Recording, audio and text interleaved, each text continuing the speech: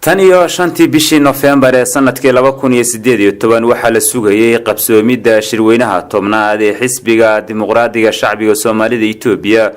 oo ah xisbiga ka arrimiya deegaanka Soomaalida kaasi oo tiro laba jeer dib u dhacay xilligii loo qorsheeyay sabab la xiriira madmadow iyo khilaaf soo kala dhexgalay hogaaminta xisbiga oo ugu horeeyo madaxweynaha dawladda deegaanka Soomaalida mudane Mustafa Maxamed Cumar iyo gudoomiyaha xisbiga mudane Axmed Shide waxa xusid mudan in 26 bishii dhaaftay ee February la soo afjaray madmadowga u dhaxeeyay mas'uuliyiinta xisbiga isla markaasna lagu dhawaaqay in shirweynaha xisbiga la qabanayo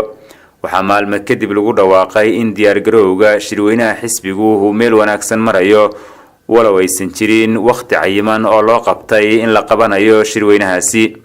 haddaba xogaha helnay ayaa sheegaya in la isla qaatay qabsoomidda shirweynaha xisbiga iyadoo loo asteeyay maalin cayiman sidoo kalena la magacaabay tirada ergooyinka ka qaybgalaya shirkaasi xogtan aan helnay ayaa tilmaamaysa in 24 bishan aynu ku jirnay ee March sanada 2019 oo caasimada deegaanka ka furmi doono shirweynaha tobnaad ee xisbiga dimuqraadiga shacbiga Soomaalida Itoobiya dhanka kale waxaa la shaaciyay in degmo kasta ay ka imaanayaan 13 xubnood erga kuwaasi oo ka qaybgalaya shirweynaha xisbiga una qaybsan 6 xubnood oo cod leh 4 xubnood aan cod lahayn iyo 3 xubnood oo marti sharafa dhanka kale waxaa la xaqiijinayaa in meesha laga saaray khilaafkii soo ragaadiyay xisbiga ee u dhaxeeyay madaxweynaha dawladda deegaanka Soomaalida mudane Mustafa Maxamed Cumar iyo gudoomiyaha xisbiga mudane Axmed Shide